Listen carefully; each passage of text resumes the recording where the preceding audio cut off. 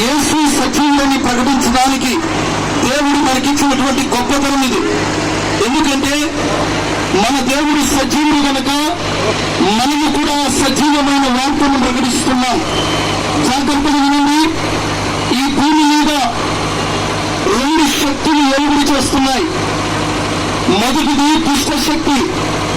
ఈ దుష్ట శక్తి ఏం చేస్తుందంటే కీడులోనికి నడిపిస్తుంది, నాశనంలోనికి నడిపిస్తుంది. ఈ దుష్ట శక్తి వల్లనే ఈరోజు ప్రపంచంలో భయంకరమైన యుద్ధాలు జరుగుతూ ఉన్నాయి. ఈ దుష్ట శక్తి వల్లే అనేక మంది యవనస్తులు పాపంలో జీవిస్తున్నారు. ఈ దుష్ట శక్తి వల్లే అరాచకాలు, అక్రమాలు జరుగుతూ ఉన్నాయి. ఈ దుష్ట శక్తి వల్లే అనేకులు నిర్వంతకులుగా ఉన్నారు. ఈ దుష్ట శక్తుల వల్లనే అనేకులు వ్యభిచారంలోనూ, అనేక మంది యవనస్తులు మత్తు పదార్థాలలోనూ, అనేక మంది పాపంలో పడి నశించి నాశనమైతే నిత్య నరకానికి వెళ్తున్నారు.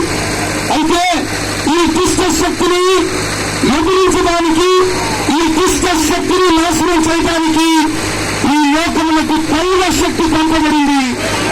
ఆ దైవ శక్తి 2025 సంవత్సరాల క్రితం ఈ లోకానికి దిగివచ్చి మనుషులను క్రియ చేస్తున్న ఆ దుష్టత్వాన్ని తొలగించి దుష్టుని ప్రేమించి, ఇక్కడ మనం జాగ్రత్తగా ఉండాలి. యేసయ్య పాపాన్ని ప్రేమించడు, పాపిని ప్రేమిస్తాడు. పాపాన్ని సంహరిస్తాడు, పాపిని రక్షిస్తాడు. దుష్టత్వాన్ని తొలగిస్తాడు, దుష్టుని రక్షిస్తాడు.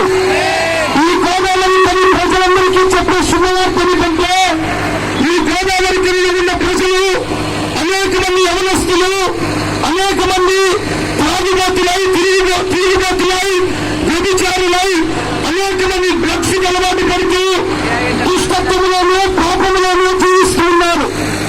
ఈ పాపంలో జీవిస్తున్న ప్రజలను విడిపించడానికి, ఆ దుష్టత్వం నుండి తప్పించడానికి దైవ శక్తిగా నా ప్రభువుని యేసుక్రీస్తు గొప్ప వెలుగుగా ఆయన ఈ లోకానికి దిగి వచ్చాడు.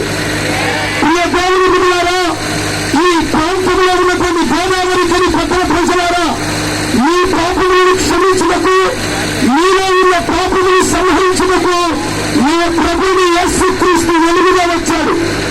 మీ చీకటి బ్రతుకులు వెలుగుగా చేస్తాడు, మీ నేరాలాంటి బ్రతుకులు మధురులుగా చేస్తాడు. ఎందుకంటే ఆయన మరణమును గెలిచి మృత్యుంజయుడై నేడు సజీవుడిగా ఉన్నాడు. నీవు పిలిస్తే పలుకుతాడు, నీవు పలుకు తీస్తాడు, నీ హృదయంలోనికి ఆయన వస్తాడు, నీ బ్రతుకును ఆయన మారుస్తాడు.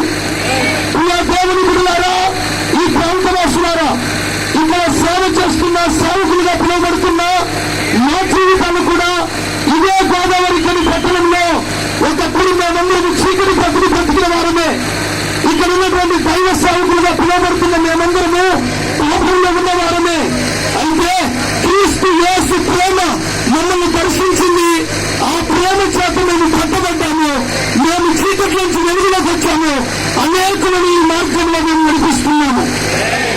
ఈ మార్గము కులము కాదు, ఈ మార్గము మతము కాదు, ఈ మార్గము జాతి కాదు, ఈ మార్గము కేవలము ఒక పాపిని పరిశుద్ధపరిచిన వ్యక్తిని పరలోకము చేర్చే మార్గము. పరలోకము చేర్చే మార్గము. ఇది జీవ మార్గము, ఇది సత్య మార్గము. మీలో ఎవరైనా సరే యేసుక్రీస్తుని అంగీకరించకపోతే ఈ దినమే యేసుక్రీస్తుని అంగీకరించండి. ఆయన మీకు జీవ ప్రదాతగాను, ఆయన పరలోకం ఇచ్చేవాడుగా ఉన్నాడు.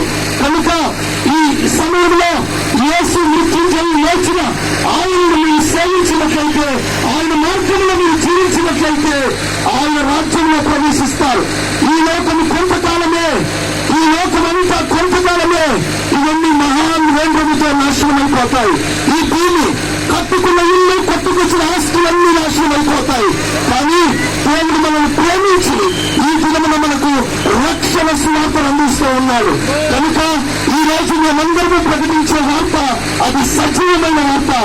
ఏ కన్నులు మేము చూసాయో, ఏ చేతులు మేము తాకాయో ఆ యేసుని మేము ప్రకటిస్తూ ఉన్నాం. హల్లెలూయా. ప్రియ దేవుని బిడ్డలారా, ఒక చిన్న సాక్ష్యంలో చెప్పాలి. ఒకప్పుడు నేను కూడా 18 ఏళ్ల వయసులో యేసు ప్రభును నమ్ముకొని అంత మునుపు భయంకరమైన ఫ్యాక్షన్లను భయంకరమైన గొడవల మధ్యలో తిరిగిన కుటుంబం అది. 18 ఏళ్ల వయసులోనే యేసు ప్రభును కన్నులారా చూసినటువంటి వ్యక్తిని. ఒకవేళ యేసు క్రీస్తును నేను అంగీకరించకపోతే ఇదే చేతులతో బాంబులు పట్టమని, ఇదే చేతులతో గొడవలు పట్టుకొని అనేక మంది హింసాకాండ చేసే క్రూరమైన కుటుంబం నుంచి పుట్టిన వాడిని, ఒక భయంకరమైన వ్యక్తిని నా దేవుడు శిలువ దర్శనం ద్వారా దర్శించి నా 18వ ఏట యేసయ్య శిలువను మోయడానికి నా దేవుడు నాకు కృపనిచ్చాడు. యేసయ్య సువార్త ప్రేమను ప్రకటించడానికి ఏ యోగ్యత లేని నన్ను దర్శించాడు. లేకపోతే ఈరోజు కత్తులు పట్టుకుని తిరగాల్సిన నా జీవితాన్ని, బాంబులు పట్టుకుని తిరగాల్సిన నా జీవితాన్ని, ఏ ఫ్యాక్షన్ మధ్యలో తిరగాల్సిన, ఏ రాజకీయ నాయకుల మధ్యలో తిరగాల్సిన నా జీవితాన్ని ఈ రోజు క్రీస్తు సైనికుడిగా, క్రీస్తు ప్రేమను ప్రకటించే సాధనంగా నా దేవుడు నన్ను మార్చాడు. నాలాంటి యవనస్తుని మార్చబోతున్నాడు.